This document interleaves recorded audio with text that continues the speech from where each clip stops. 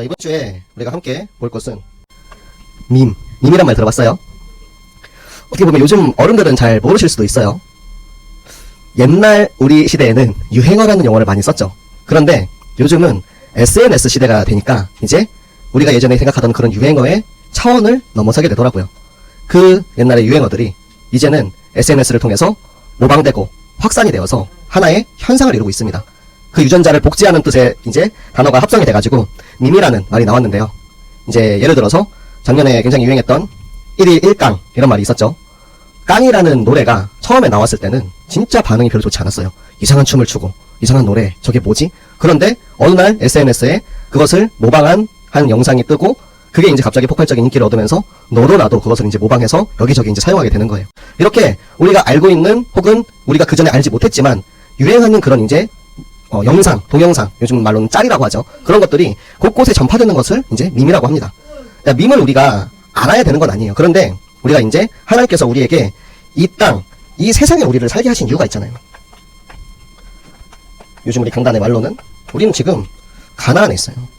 가나안에 살고 있습니다. 이 세상에 살고 있는 것은 하나님께서 이 세상을 정복하고 다스리라고 우리에게 주셨기 때문입니다.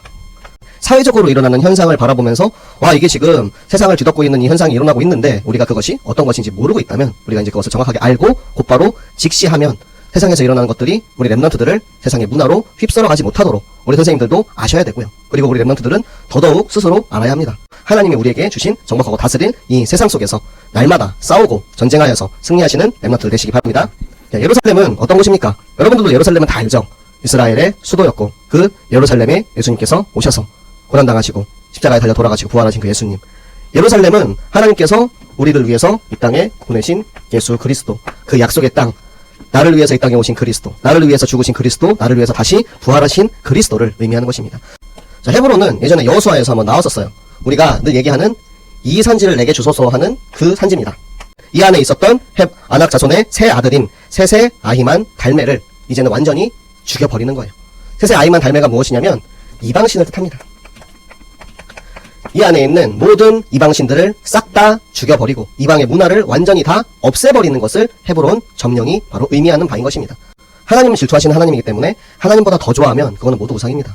하나님보다 더 사랑하는 것이 생기면 여러분들이 계속해서 확인하고 또 오늘도 이 말씀을 통해서 또 내 안에 가나안들이 뛰쳐나오는구나. 이 세세와 아이만 달메를 완전히 다 죽여버렸던 것처럼 내 안에 자꾸 솟아나는 그 우상과 하나님보다 더 사랑하는 것들을 우리가 완전히 다 잘라버리고 싹을 뽑아버리고 하나님 앞에 온전히 나와 하나님과의 관계가, 아까도 우리 찬양했잖아요. 모든 것 사라지고 홀로 있을 때 내 주위에 나를 유혹하고 나를 자꾸 신경쓰게 하고 내가 더 사랑하는 그런 것들을 다 없애버리고 나와 예수님 사이에 홀로의 시간, 정말 예수님과 내가 친하게 교제하고 나누는 그 홀로의 시간, 그 서밋타임을 여러분들이 누리시기를 바랍니다. 자, 드빌은 이제 그 당시에 정말 무너지지 않는 철옹성 같은 그런 성이었어요.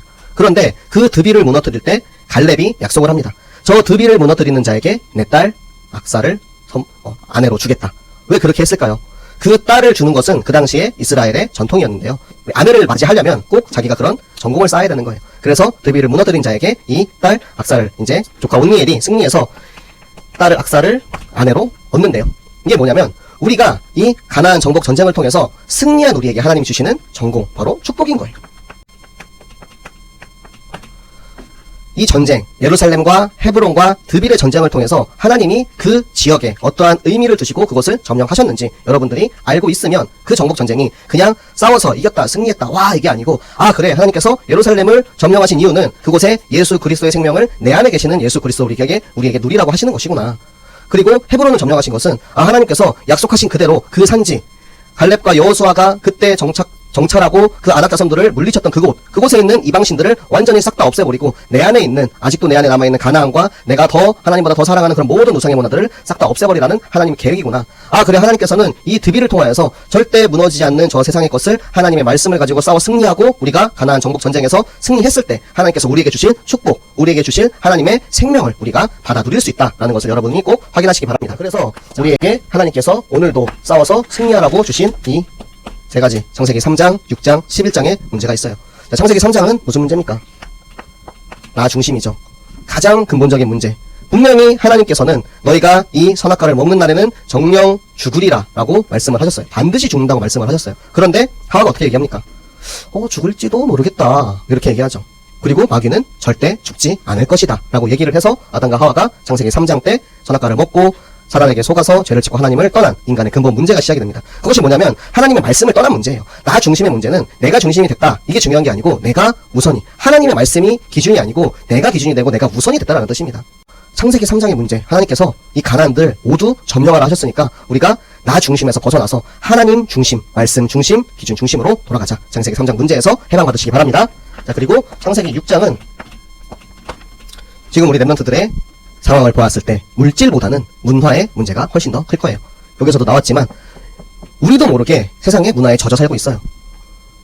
제가 무슨 이제 유행어나 이런 걸 얘기를 하면 거의 대부분 여러분 알 겁니다. 그런데 제가 하나님 말씀을 얘기하면 모르는 게 참 많아요. 우리에게 있어서 세상의 문화에게 너무 이제 쉽게 노출이 돼요. 유튜브나 각종 미디어로 인해서 우리는 노출이 되고 있단 말이에요. 그런데 그것을 내가 지금 붙잡혀서 사는 게 아니고 이 문화를 우리가 정확히 알고 받아들일 것은 내가 이용할 것은 이용하되 그리고 내가 충분히 쳐내야 할 것을 완전히 쳐낼 수 있는 그런 믿음의 중심, 신앙의 중심이 있어야 돼요. 그것이 우리가 말씀의 반석 위에, 기준의 반석 위에 세워지는 렘넌트인 것입니다. 그래서 창세기 6장의 세상의 문화에 빠지지 않도록 우리 여러분들이 하나님께서 우리에게 주신 예수 그리스도 안에서 교회의 문화를 여러분들이 꼭 붙잡고 성공하시기 바랍니다. 하나님 앞에 찬양하는 것, 하나님 앞에 예배하고 기도하고 함께 워십하고 하는 그런 것들이 원래 우리가 세상에서 즐기는 그 음악과 그런 문화들의 시작은 하나님을 찬양하는 것에서 시작된 거예요. 그것이 이제 사단의 도구로 이용이 돼서 그렇게 된 것일 뿐이지 가장 근본적인 것은 우리가 하나님을 찬양하고 하나님 경배하고 하나님 기뻐하도록 하는 것, 하나님께 영광 돌리는 것이 문화의 시작입니다. 여러분이 세상의 문화에 속지 말고 하나님의 문화를 정복하는 하나님이 우리에게 주시는 그 교회 문화를 통해서 내 안에 살아계시는 예수 그리스도를 다시 한번 확인하는 시간 되시기 바랍니다. 그리고 창세기 11장은 우리가 성공이라고 이제 얘기를 많이 하죠. 우리 안에 있는 동기. 내가 잘 되고 성공해서 무언가 하기 위해서 공부하는 게 아니고 내가 진짜 이 공부를 통해서 내가 지금 하고 있는 이 운동을 통해서 내가 지금 배우고 있는 이 음악을 통해서 하나님을 찬양하고 하나님을 널리 이렇게 알릴 수 있는 그 일에 내가 쓰임 받겠다라는 것을 우리가 정확히 알지 못하면 우리는 지금도 이 속에 있는 거예요. 우리가 아직도 내 안에 자꾸 올라오는 이 가나안들을 확인하고 그것을 다 쳐내버리고 내 안에 예수님이 나에게 말씀하시는 하나님의 계획을 발견하는 것. 그게 바로 하나님이 우리에게 주신 25년 비전인 것입니다. 이 안에는 내 생각과 내 방법이 아닌 하나님의 계획이 있는 거예요. 한 명이라도 더 많은 사람에게 생명을 전하기 위해서 제자가 일어나서 진짜 그 1만 성도를 통해서 1,000곳의 어린이 성경학교를 세우고 그 1,000곳에서 일어나는 어린이 성경학교를 통해서 진짜 이 어린이들이 자라는 렘넌트들이 정말 복음을 듣고 자라날 수 있는 그런 영적인 환경을 만들어주고 500군데의 지교회를 세워서 그 지역에 정말 생명운동이 일어나게 하는 것. 하나님께서 우리에게 맡기신 그 20개국의 선교사 파송을 해서 전 세계 땅끝까지 한 번도 복음을 들어보지 못하고 죽어가는 사람이 없도록 하는 것이 하나님이 우리에게 주신 하나님의 계획이요 하나님의 방법인 것이고 그것이 우리의 비전인 것입니다. 그 일에 우리 렘넌트들이 주인공으로 쓰임받기를 바랍니다. 여러분도 우리 선교지에서 만나기로 했잖아요. 제가 선교지 가면 언제 들어올지 알 수 없잖아요. 그렇죠? 그런데 여러분들이 저를 찾아오시면 됩니다. 네. 전도사님 전화해가 전도사님 저 중국 갈게요. 그래 와라. 왜 오는데? 여행이요. 오지마.